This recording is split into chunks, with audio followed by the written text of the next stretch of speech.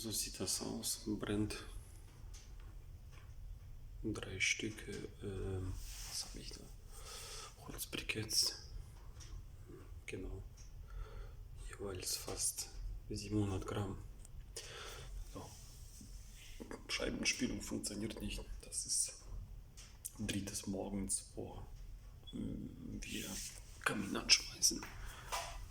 Und hier schon alles dreckig. Die ganze Scheibe.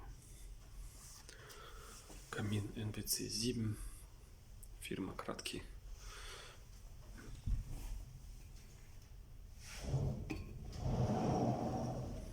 So sieht das aus. Mit geöffneter Scheibe. Verwende nur Holzbriketts.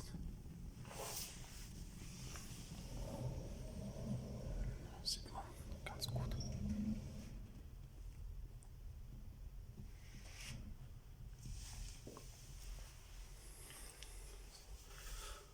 Davon weiter.